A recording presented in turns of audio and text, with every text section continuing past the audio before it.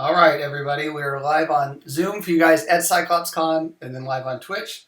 People on Twitch, feel free to chat to us if you have any issues with the audio, which seems to constantly happen, or any other issues. So I'm going to introduce us, and then we will start talking about our top 10. So what I was thinking, guys, I'm going to give a brief intro of each of you guys, just so we can cut right to the meat of it, and start on the top 10 list. So my name is Joseph Goodman of Goodman Games. I will be neutral in this debate. I'm the guy who's seen all the lists, and I'm just going to flash them. But these guys have each submitted a top 10 list and don't know what anybody else's is. So the rules are only TSR modules and only modules. So you couldn't select, Adventures from Dragon or Dungeon or RPGA specials or things like that. But we did allow each person one honorable mention, which is where they could mention some of the, more esoteric things. And that's about it. So our panelists are, I'm going to go from the upper left in my screen, which may not match everybody else's, but Tim Wadzinski. So Tim is the editor for for a lot of our 5e stuff, but including the original Adventures Reincarnated line, which you can see behind him. He's the guy who's developed our style guides, really kept us all in line and making sure the conversions are true to the original spirit, as well as true to the 5e rule set. So he's been kind of the backbone of a lot of what we've been doing on that line. To my right is Michael Curtis, who has been a writer and designer for many companies, but including Goodman Games for well over 10 years, probably more than that.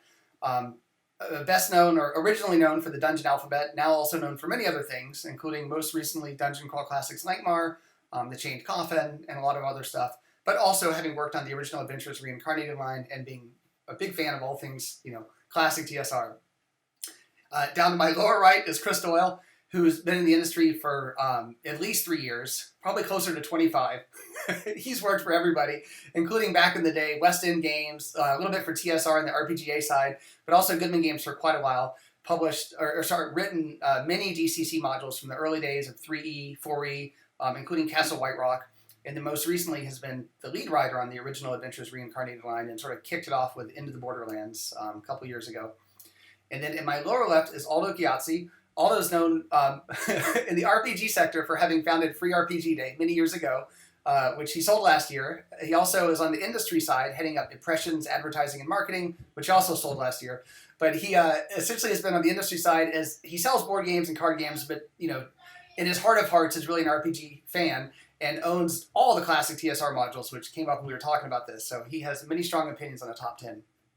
So guys, I'm going to use my fancy graphics here, and I'm going to reveal our top 10 picks. Now, I've actually seen their picks, and there's some interesting...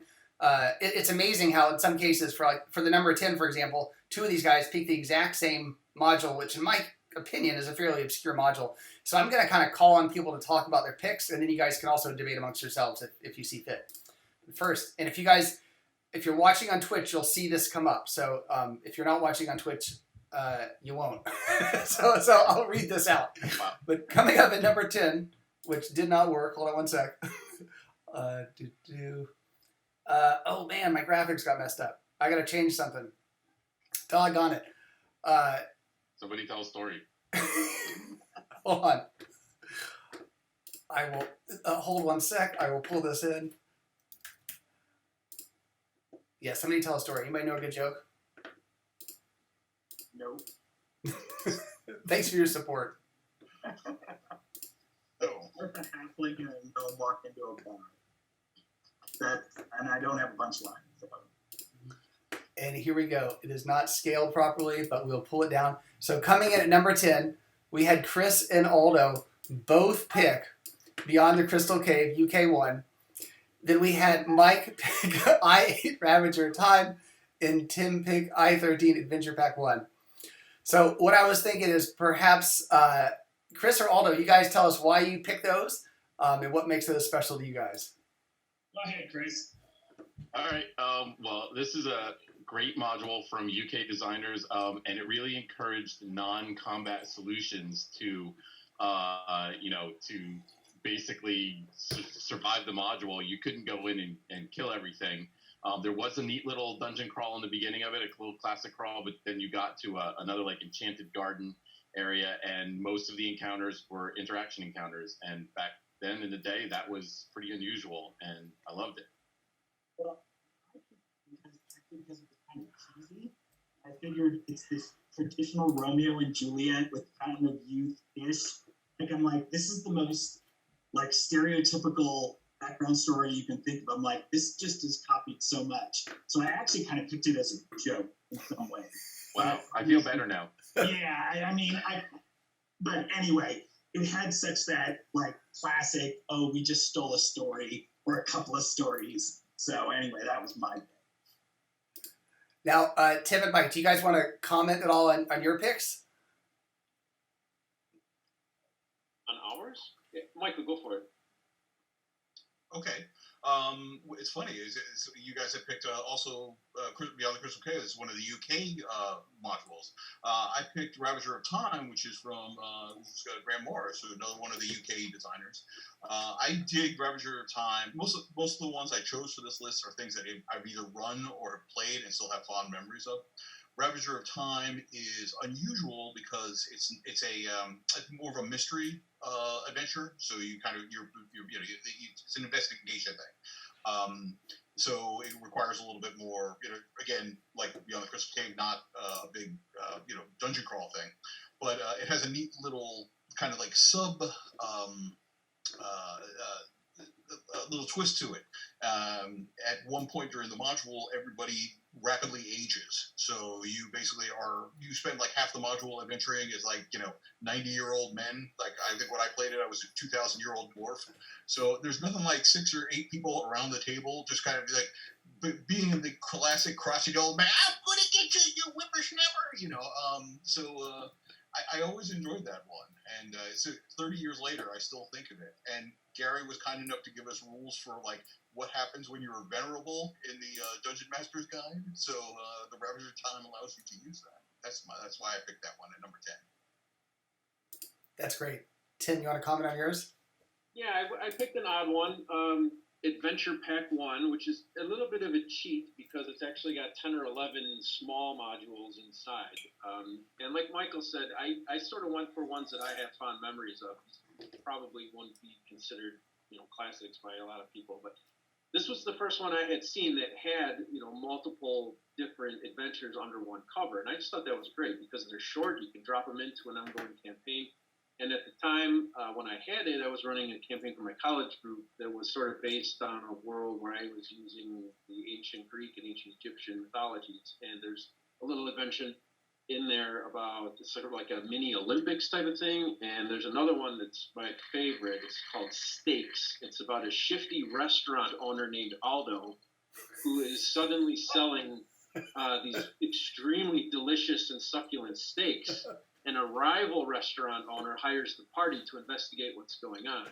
And it's cool because it allows the DM flexibility to insert whatever kind of weird creatures they're actually raising to be used for the slaughter to be put into the steak. So I chose Atyug. So they found out that Atyugs taste delicious.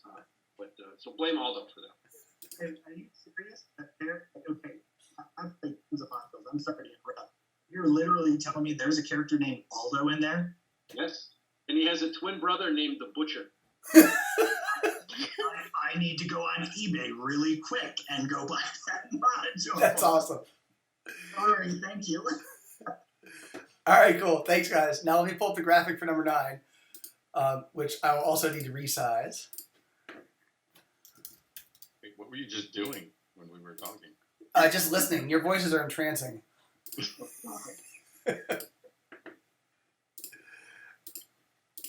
All right, and here we go. Let's scale this in. So coming in at number 9, and now we start to get into a couple places where not only did you guys pick the exact same thing, but frankly, we get some repetition. So I figured, Mike or Tim, maybe you guys could talk about B3, Palace of the Silver Princess. There you go. Boom. Yeah, at the time I got this, I was just a kid. I was probably in 6th grade. I had no idea about the saga that went along with this module, which I learned about much, much later, about how there was an original version that was pulled due to some questionable artwork and things. Just based purely on the version I have, the green cover one, to me, it was kind of a standard dungeon crawl in places, but what I liked at the beginning part is it had a sort of a choose your own adventure component to it as a way of teaching the game to new dungeon masters and players. And I hadn't at that time, of course, since I was new to the game, I hadn't seen anything like that, and I thought that was a pretty cool tool. I really like the artwork in it. It introduced this kind of creepy monster, the Capus, and we had a lot of fun with it. Again, my college group, one of the players was a halfling thief named MacGyver, and he liked to steal things and use them for innovative solutions, and he stole a bar of soap in that module, and then like 6 adventures later, he still had that bar of soap, and he used it to escape from a sticky situation, and everybody teased him. He was such a pack rat. He was like, yeah, and look at you now. I had this soap and saved everybody's paper. I chose this one because it's, you know, as Tim mentions, it has the kind of learn how to play Dungeons and Dragons thing, which, you know, it actually beats everybody who has fine members of Bargle, you know, and Athena and everything. This was before that. This was PB, pre-Bargle. But I really love this one because it's a Tom Mulvey. I love Tom Mulvey's art. But the real reason I love this module is it has kind of a sordid history. So it was originally designed by Gene Wells, I believe. Gene Wells did the original version, and then Tom came in and redid it. So there's one part of the module in the dungeon. So there's a classroom and there's a library. And connecting the classroom and the library, there's a 10-foot by 10-foot corridor, which has a fire trap pit in it. So apparently they hated children in the Palace of the Silver Princess because they didn't want any of the school kids going into the library. So they put a flaming pit to keep them out of it. So it's really old school stuff there. And the other reason it had Travis. Now Travis was terrifying, and I will show you if I can quickly find it here. You know, if you ever find yourself in the Palace of the Silver Princess, you of course now I can't find it, but okay. But you must beware Travis. So, all right. Michael, I'm glad you brought that up. I have it here. I can show that picture you're talking about. Hopefully this will turn out. This guy right here. Beware of Travis. Right. And also, I have to point out, I was really into skeletons as a kid, and this picture was one of my all-time favorites. I just thought that was so badass. Yeah. I have a lot of good memories of those Ralph Partha skeleton figures. I think those are maybe it was Grenadier. I think it was Ralph Partha, though. They were really good. Listen, when we played this one, this actually ended up being the Palace of the was like the center for a campaign for like when eventually we became like, you know, like hero level, like Lord level, like the palace became like the center of our kingdom. So I have fond memories from that too. So that's why I chose it. Cool. All right, guys. Now we're gonna pull in, and just to say it, I'm not gonna talk about Temple of Elemental Evil or A1 right now because I suspect with my psychic sense that we may have the chance to talk about those later in this program. I picked A1 for number 9. No, you. Well, I know, but believe it or not, you're not the only person who picked part of the A series. So we'll have a chance to talk about that. I'm pretty sure. All right. Plus, we spent 17 minutes on the first 2 entries. So I think we need to go a little faster. All right. So now let's pull up number 8. Let's get this going. Let's see if these are now sized correctly. As you can see, I'm a professional. I do this all the time. There we go. Sort of, kind of. Came out a little small. Hope you guys can read that. All right, so coming in at number 8, we have the first moment where we have a little bit of variation, but Mike and Aldo both pick portions of the Dragonlance series. So I figured maybe you guys could talk a little bit about Dragonlance. I can say my fault. I can tell you that I told you my overall pick was just the DL series, period. But that's because I think we really wanted to finish them all, but we got to like number 3 or 4, and then our group at the time just stopped. So I can't remember anything specific. I can't remember, highlights or whatever. But it's one of those first. I don't want it themed. Is it themed? I guess you could say, where it was that setting situation. So I can't say specifically about one, maybe you can, but for me, the entire theme, the whole setting was just really cool and different to bring characters with names and backgrounds and stories and all that other good stuff. And that's why.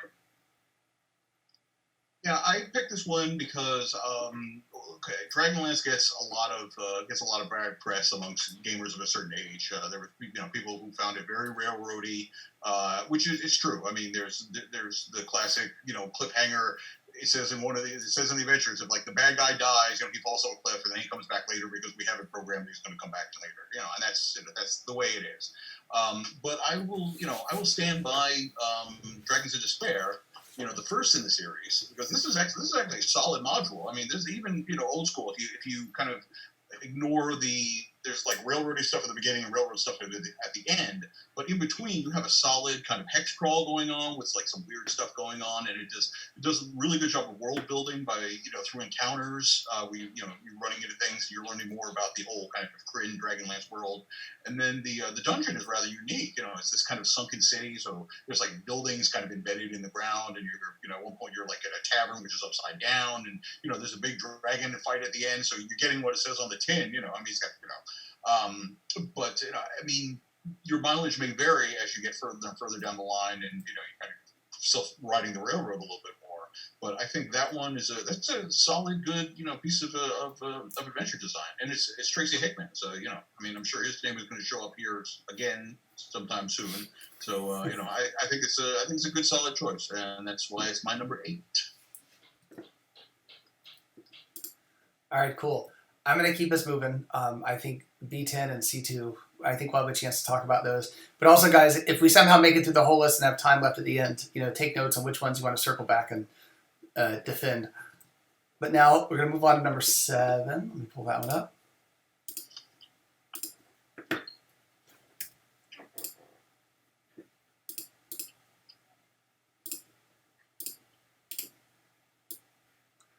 All right, coming in at number 7. Now we have our first real moment of variation between everybody, but I figured I would pick Chris to start with because I'm pretty sure nobody else picked N1. So Chris, what led you to include that in your top 10? Okay, Against the Cult of the Reptile God. I love low-level modules, so this is definitely one of my favorite. It's almost a blatant ripoff of Village of Hamlet. In the fact that there's a small village detailed, there's cultists in the village, there's a mystery, and then you go off to a dungeon nearby in a swamp. But I just felt it was done better. First of all, they named all the NPCs, which was great. They organized it better. And then it had a fight with first to second level characters, a fight against a Naga, which was crazy. There was a high level NPC that would help you out. That had a weasel, by the way, which was really cool. And I loved it. I've run it several times. And it was one of those modules you had to learn how to run away, because if you did not, like, the fireball would come at you from the Naga and you were done. So love that module.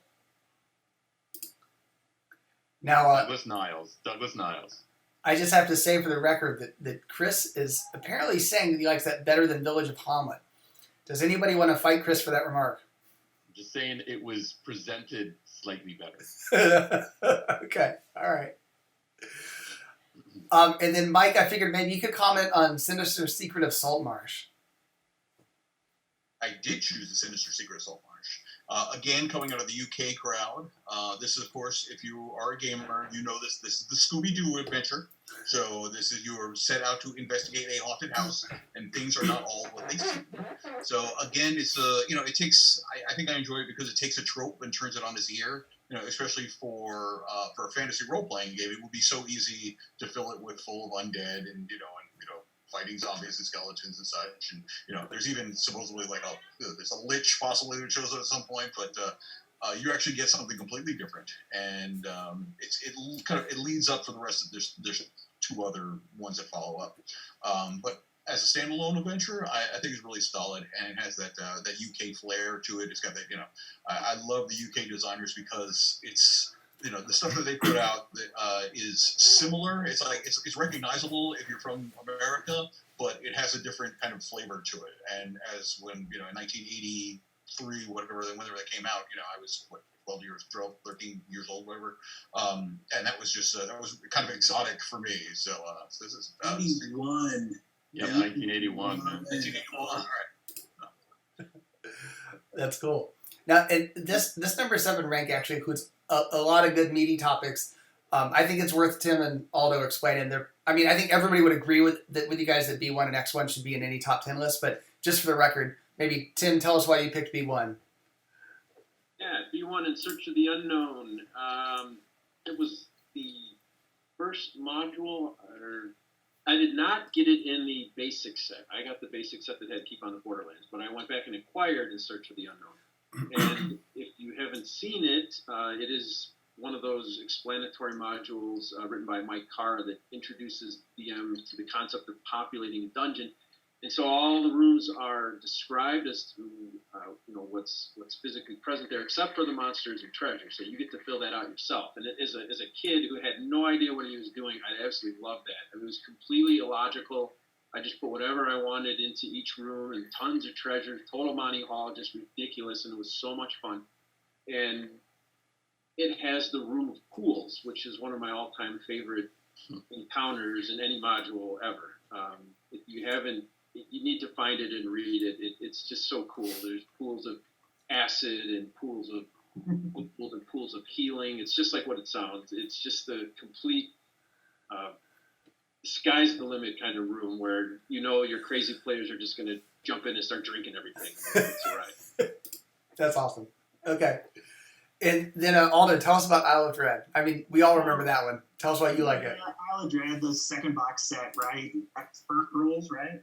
I picked this actually more out of sad, deep memory because this was the first module that got me to play with other friends, meaning I played with my brother and my next door neighbor, and it was like I finally got up the nerve to talk about Dungeons and Dragons with other people at school. Yeah. And it ended up being that I went over to another friend's house. This was the module, was like, oh, we just got this. So this was more the memory, like in, oh my God, there's other people like me who want to enjoy this. So that's my kind of deep breakout, to having more fun with other people and expanding, this love that I had when I was a kid.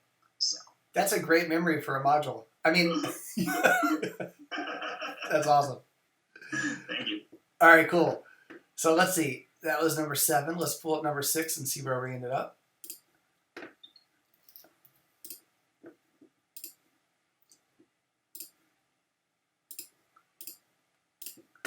All right, number 6. As I mentioned, we would see some of these titles again. So sooner or later, we just need to hit the whole A series, and this might be a good time. Maybe Mike and Tim, you guys could explain, and everybody picked a version of the A series, but maybe you guys could explain here what led you to pick the A series. Well, I picked the whole series, A1 through 4, the Slaver series, right? I got mine too. Nice. In order? Yes? Okay. They just have the coolest titles. Slave Pits of the Undercity, Secret of the Slaver Stockade, Assault on the Area of the Slave Lords, In the Dungeons of the Slave Lords. I want to see those movies. I want to read those books just based on those titles. Yeah, man. But, exactly. They all fit together so well. We had so much fun playing them. And by the time we got to the end, when my group finally killed those bastard slave lords, it was such a sense of accomplishment that they finally tracked them down and got them. And that last one, the cover, that's the one that strikes fear in the heart of every player, thinking their high-level PC is going to be thrown down into a dungeon with no gear, and they have to survive. It's just such a cool idea.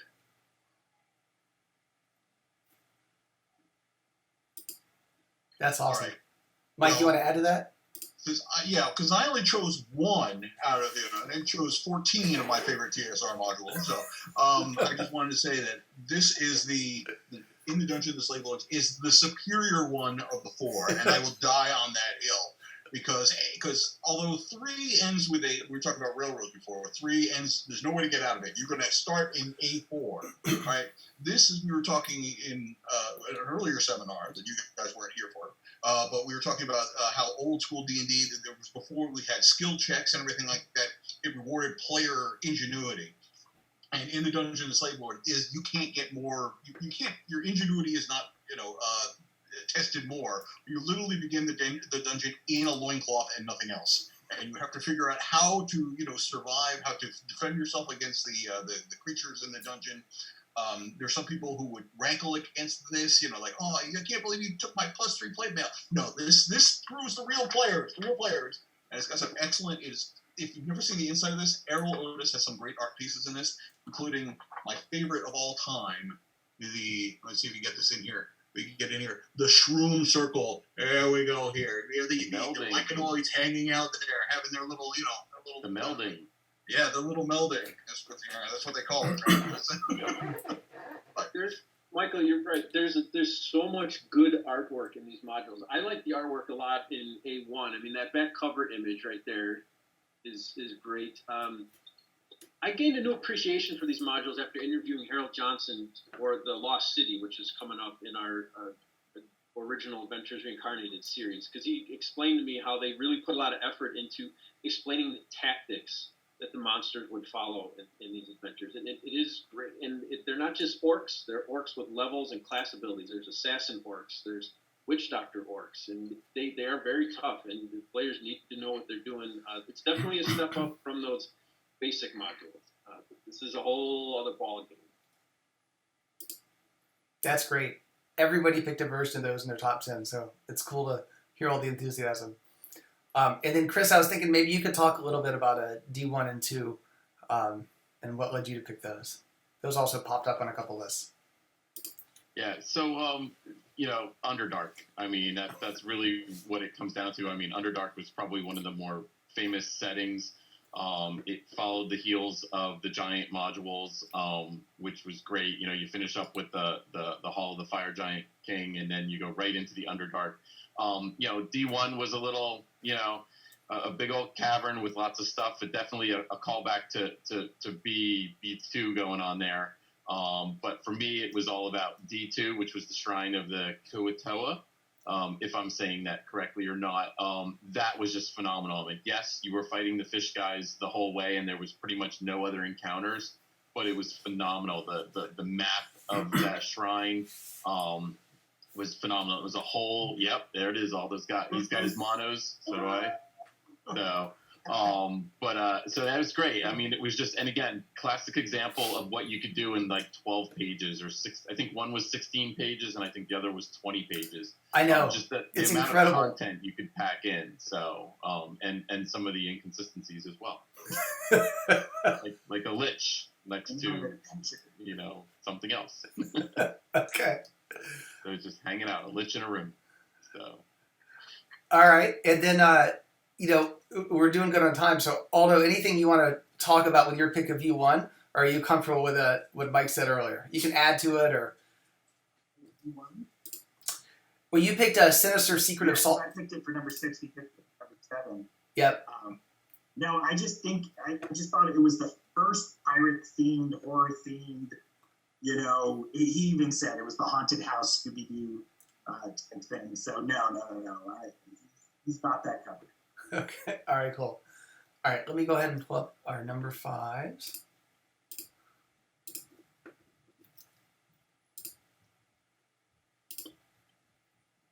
I'll let the anticipation build.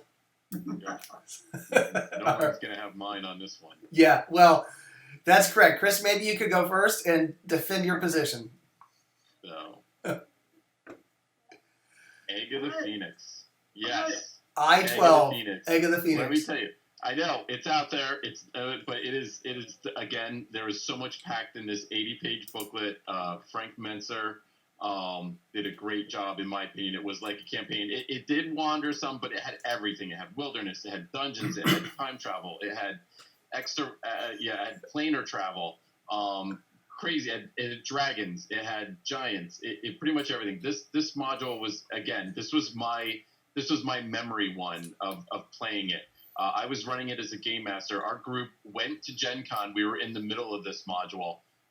Finished up 4 days at Gen Con. We took 2 days to drive all the way back to New Jersey. We stopped in Ohio to go to SeaWorld. Yes, there was a SeaWorld in Ohio, Aurora, Ohio. Look it up, Google it. But anyway, we, in the hotel room on Monday night after Gen Con, we played this module. We went to SeaWorld the next day. We finished driving back after that. We got home on Tuesday night, and we played again. to finish the whole campaign up. We were that involved in this module. It was great. I mean, it just has so many fond memories. So many fond memories. I think the most interesting thing there was the SeaWorld in Ohio. Somehow I suspect that's not there anymore, and it may involve the Attorney General, but we'll let that one go. I think you're the only one to pick that module, if I remember correctly. Yeah, I figured it. It was that important to me. Okay. All right. So then this whole number 5 rank was interesting. Mike, you picked White Plume Mountain, which I think, some people love and some people revile. Maybe you could give us your opinion on that. I love White Plume Mountain because it is just so utterly and completely Wahoo classic.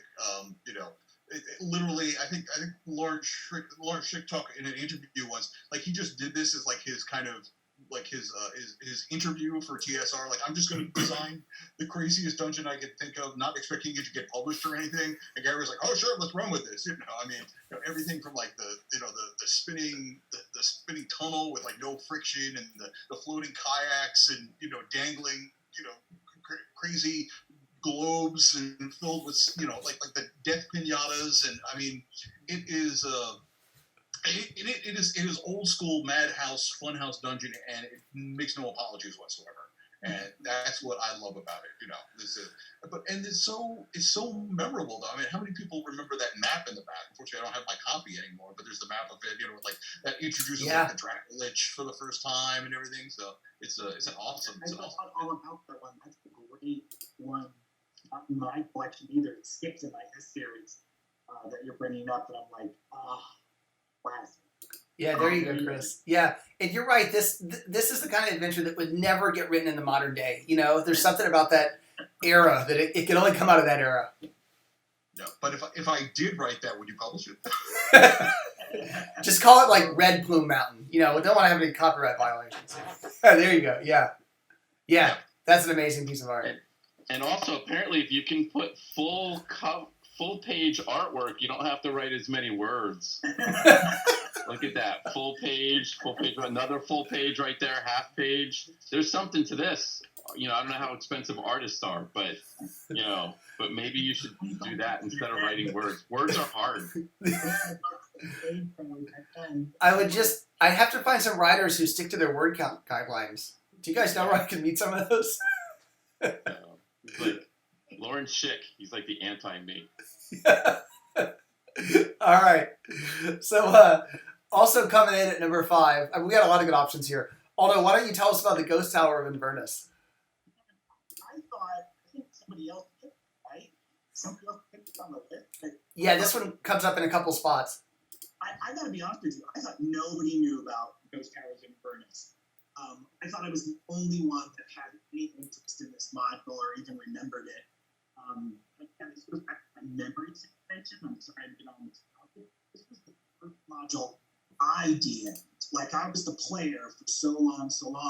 And I decided with my group, I'm like, can you let me? And I really I read it and I studied it and I did my whole song and dance. But that's why I picked it. I didn't think anybody else would.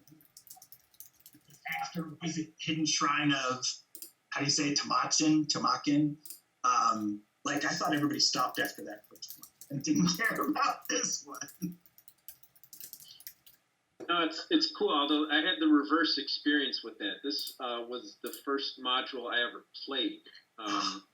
This was my introduction to D&D in 6th grade. My DM was running a hybrid of basic and advanced D&D, and he threw me and one other player, one of our other buddies, into that module, and we had no idea what we were doing, and the Medusa killed me. And I bought it, and I've never actually run this module. I wanted to have it as like a commemorative item of the first module I'd ever played in, and it's cool. There's time travel. There's the one section where there's elemental levels and the water levels upside down because it's a reverse gravity effect. There's a lot of cool little things, and this is the module where I learned that there was such a thing as a gaming convention. Since this was a convention module, I had no idea what that meant at that age. But, and the cover art, I mean, those creepy purple misty ghost guys, and it's very evocative, very vibrant. It's great. And it's got visual aids too. I forgot. It's got like loose visual aids that are in here too to hand out. That's awesome. All right, so last up at number 5, a bunch of people picked Ravenloft. Tim, maybe you give your explanation as to why it's number 5, and later on we can debate where it ranked. Sure. Ravenloft. This is the one where I fell in love with Clyde Caldwell's artwork, and it was also the first time I had ever seen isometric maps. It kind of blew me away seeing this for the first time. And there's a real neat mechanic at the beginning. So it was the Fortunes of Ravenloft, I think, where you use a deck of cards, and depending on what you pick, it actually alters the structure of the adventure a little bit. So it's fun to bring that outside element into the adventure when you're running it. And my favorite memory of running it, of DMing it, was my group was camping out in the woods, and Strahd sent a big giant cloud of bats to harass them. And the wizard got up, or the magic user got up and decided to get rid of the bats by throwing a fireball directly up into the air above them, which of course killed the bats. But then the party was buffeted by raining, flaming bat carcasses. And the fighter's pet falcon died, sadly, because he was burned by a flying bat carcass. But What a way to go. It's cool. Like Dracula. I mean, how cool is that? Yeah. I have to give a shout out to another artist. Clyde Caldwell was amazing, but Stephen Fabian did most, if not all, the internal art, and his stuff's incredible. Nobody does it in his style anymore. Anyway, but I always loved his art. Cool. All right, let's go on to number 4. We're closing it on the top here. Let me pull up the graphic for number 4.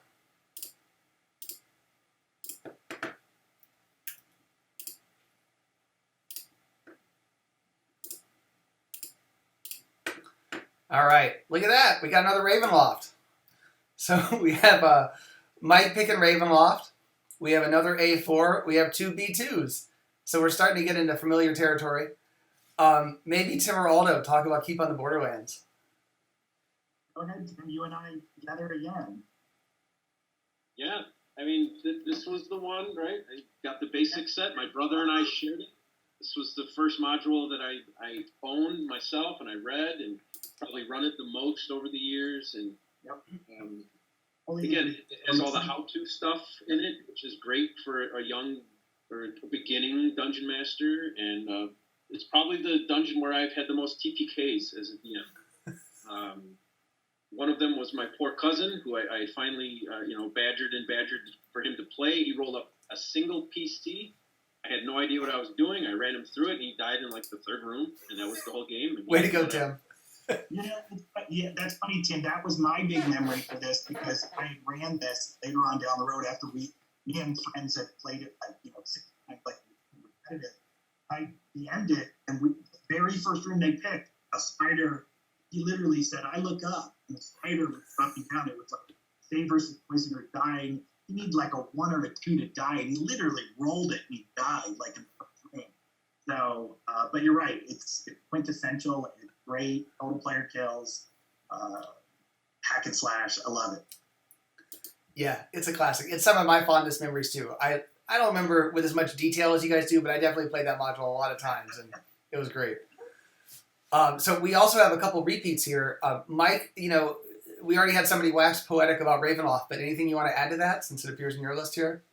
Yes, I mean, Tim covered a lot of things, but the importance of this module cannot be understated. This is, if in game design terms, if game design was like anthropology, this is lucid.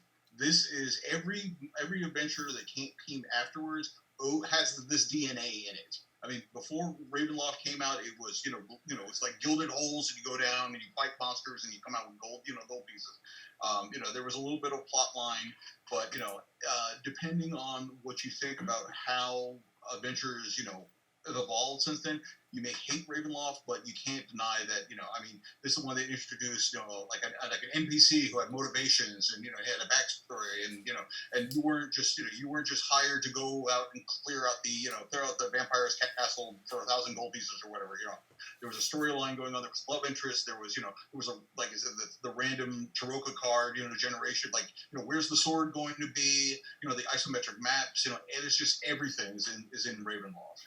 And, we're still, 30 years, 35 years since it's been published, we're still, it's still having ramifications, So it's you can't have it not be on your list as far as I'm concerned.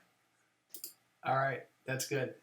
And then Chris, anything you want to add about the Slaver series in general or A4? Oh wait, you're muted, Chris. Okay. There you go. I have newfound respect for Michael, and I agree with him wholeheartedly in everything he said about A4 being the best of the lot. I agree. A great series, but definitely agreed that A4 was the best. Cool. All right. We're closing in on number 1. Let's pull up the number 3s. Hey, real quick, before we leave the Slaver series, I have to mention I had to go ask my grandmother what a house of ill repute was when I was reading that for the first time. I didn't know what that meant. You know what it is? I do now. It's that barbarian with the French art. Although we can't hear a word you're saying because like the module is blocking your voice from your speaker. But I saw a picture of a barbarian with interesting armor. No, I mean,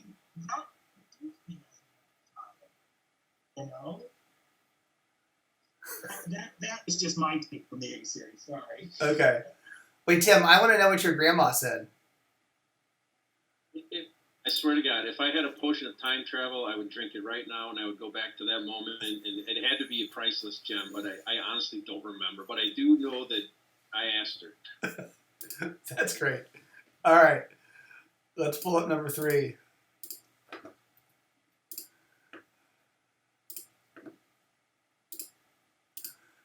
Let's see. All right. So we're getting into interesting territory here.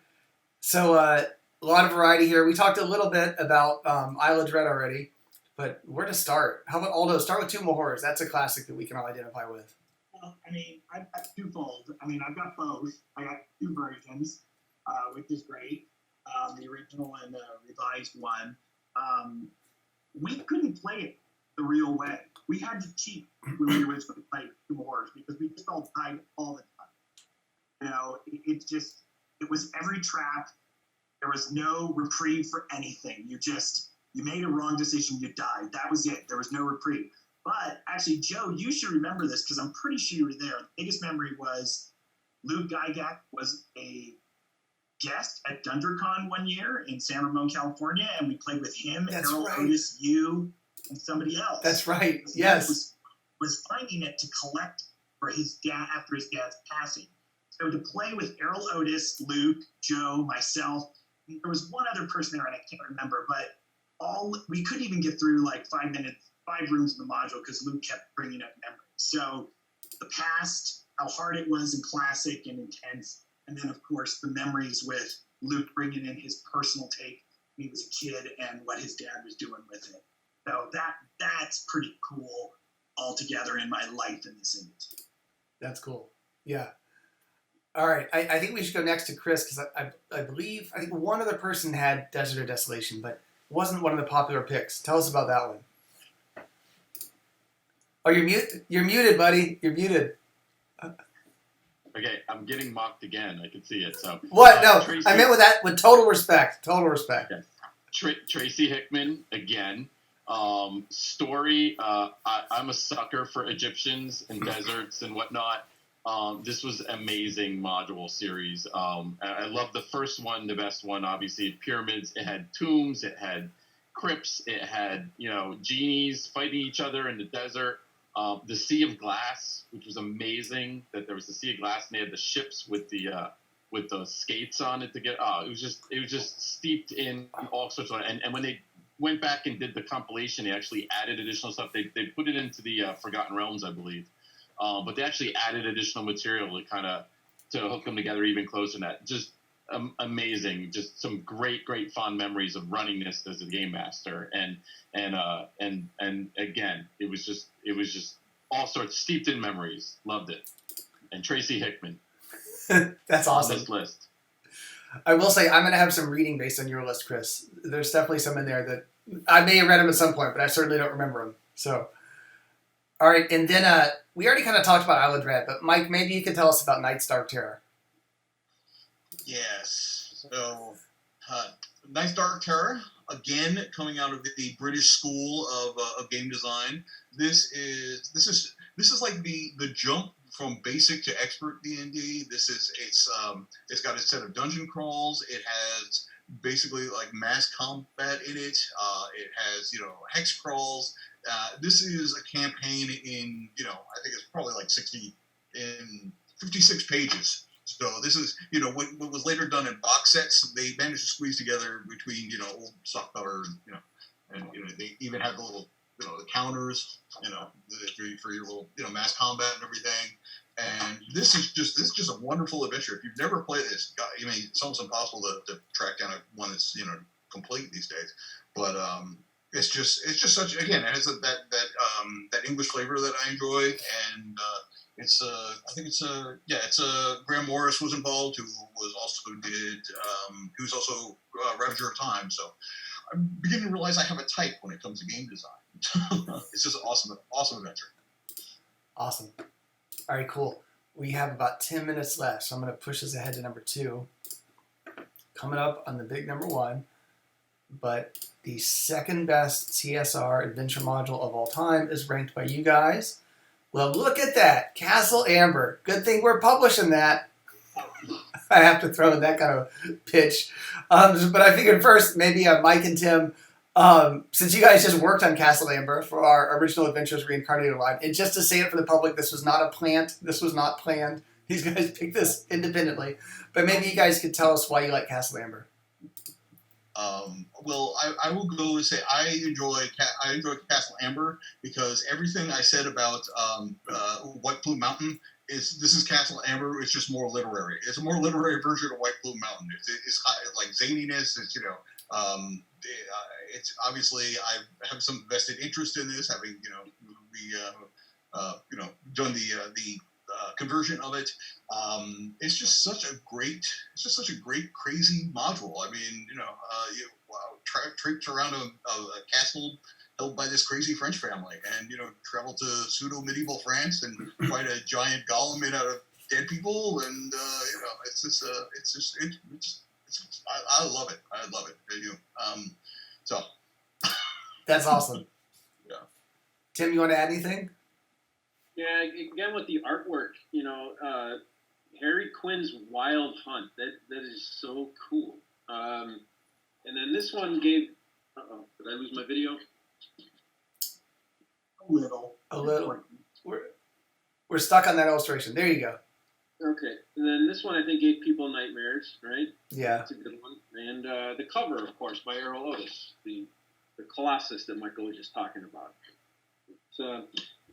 Had the most fun I think ever running that module for many groups over the years, and one of the key things about the fun of it is being able to talk in a stupid French accent when you're role playing some of the NPCs, and it's just a cool mix of wacky dungeon crawl, and then it turns into a hex crawl, and you can stretch that out as long as you want, or you can just blast through it and get the highlights of the hex crawl, and it really gives you a lot of freedom as the DM to dig in as much as you want. And there's a lot there under the surface. Again, being a 26-page module, there's a lot going on. Cool. All right, I'm going to skip over Chris's pick of U1 because we kind of talked about that already, and we're getting close on time. So let me pull up number 1.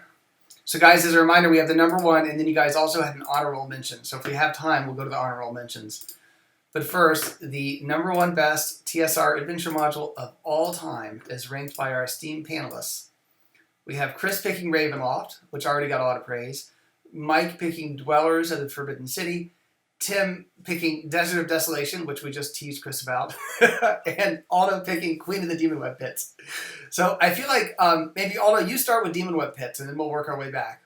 Well, I feel kind of slighted a little bit because my number 2 was Hall of the Fire Chain. We kind of skipped that, and Queen of the Demon Web Pits kind of.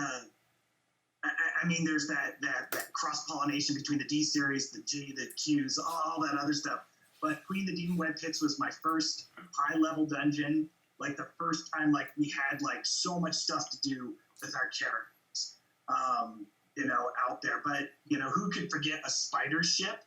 The actual module, the little map shows, and you're in a spider ship, and the sexy queen in her thing. So anyway, it was the high-level dungeon and being able to do so much, actually Loth having so many spells for the DM to just kill and destroy and maim the adventurers and the choices. That to me was, again, challenging, lots more to do than just I swing my sword. It was a ton more going on. And that's what I loved about it. But again, that cross-pollination with the 2 other series was great too. So. That's awesome. And so we talked a little bit about Desert of Desolation. Mike, maybe you tell us about Dwellers of the Forbidden City. Sure. Dwellers of the Forbidden City is my favorite because it is again, this is another campaign in 28 pages. And it's a tournament module, and it's very, there's parts of it which are very streamlined, very packed, but it presents you with this map. This map of an entire Rift Valley city that about 4 or 10 actual areas of it are fleshed out, and the rest of it is just left wide open for the dungeon master to design. This city, the Forbidden City, has shown up in every one of my campaigns I've ever run. Sometimes we get there, sometimes we don't, but it's just, if you need to stick a MacGuffin anywhere, stick it in the Forbidden City and just send the players there, and before they know it, they're neck deep in bullywugs and you and Ty, and it's just a fun romp for everybody. That's awesome. All right, Chris, your number 1 pick was Ravenloft. We've already talked about it, but anything else you want to add? Don't forget to unmute yourself. I think we learned a couple of lessons tonight. We learned that the UK really knows how to design modules, and that Tracy Hickman really knows how to design modules. So, yeah. So that's I think we touched on everything: the tarot card thing, the maps, Strahd as the villain, probably the most famous D&D villain of all time, and had magic user levels for a vampire, which was kind of cool at the time. So yeah, great module, and I've run it 4 times, twice with the same group. Wow. Yeah, so it was great. That's awesome. All right, and then Tim, Chris already talked about Desert of Desolation. Anything you want to add to that? Yeah, just want to give what he said to what Chris said about these. I only have the originals. I don't have the remastered version, but yeah, the same thing. The Egyptian stuff is really close to my heart. And when I was running those in college, I was actually taking an art history class. And the professor was Egyptian, and we spent a lot of time on Egyptian art right when I was running that. So I was able to add a lot of extra flavor to it. It was a cool cross-pollination for me. And a lot of fond memories of running that one. Awesome. So we have like 2 minutes left. So I'm just going to pull up the honorable mentions, which we may not have time to talk about, but just to show everybody and to remind you guys of the rules. What we said was, only not traditional core TSR adventure modules that were published in a standalone format. So several of the guys picked for their honorable mentions things from Dragon or Dungeon, things that otherwise wouldn't have been part of the rules. And let's see what those are. Again, just to mention it, Chris picked 2, The Lost City and The Night Below. Mike picked a Dungeon adventure. Tim picked 2 Issues of Dragon with an adventure that crossed over, and then Aldo had Vault of the Drow. If you guys each want to give like 30 seconds on your picks, we have just enough time. Maybe Aldo, you want to go first, and we'll circle around. I was the cheesy one who didn't pick a non-core one, because when I got to 2 with the Hall of Fire Gen King and 1 with Queen of the Demon Web Pits, I'm like, I gotta pick a D1 to round it all out. So that's literally I was my cheesy pick, because the Q series, the Q series, the Q series, all working together. So that was my comment. Sorry. No, that makes sense. That works. All right, Mike, what about you? At the Spottle Parlor is poker night in this crazy dwarf's house, but instead of playing cards, you're throwing dice, and there's a giant toad sitting on the table which might eat the dice. There's like, everybody around the table is some weird, crazy NPC, and so if you're a DM who loves to do strange voices and really get in playing NPCs, Spottle Parlor is great. It's a total bottle episode. You never leave the Spottle Parlor. It's got a subsystem for this whole gambling game, and then at the end, some hobgoblins show up, so you get a fight out of it. Just perfect little small, excellent adventure. It's much like more glorified encounter, but I love it. Love it. Run it as many times as I can. All right, I'm going to have to check that out. So, Chris, tell us about The Lost City or The Night Below, your pick, or maybe both in 30 seconds or less. The Night Below, because that's another obscure one. It was actually a second edition campaign adventure. It was Underdark, and it didn't feature the Drow, which was awesome. Again, had That the is cool. Koatoa, and it had a Boleth, and had a whole Boleth city. It was amazing. Artwork was great, but it was second edition, so it was a little bit wonky, and it was, I think it was 3 books. I think each book was like 80 pages long or something, so it was massive, and it was for first level to 14th level. Just it was a hack and slash. You had to kill everything, so loved it. Never ran it, but loved reading it. That's great. And then, Tim, you picked some Dragon Magazine options. Yeah, it's the Twofold Talisman. It was from 2 issues of Dragon Magazine in 1984. My buddy Andy Freeland and I have run these at GaryCon, and they're kind of like comedy D&D. You fight preppy monks wearing Izod robes and a halfling who dresses up in black plate mail and looks exactly like Darth Vader. A lot of topical humor for 1984, but actually pretty solid. It's written by Roger Moore and Douglas Niles and a couple other folks, but they're good. They go well together. That's awesome. All right, guys, we're in time. We have to yield the channel to somebody else. But thanks to Tim and Chris and Mike and Aldo for their excellent insights in the classic D&D modules. Hope you guys enjoyed seeing this. Talk to you later. Thanks, guys. Yeah. Bye. Bye.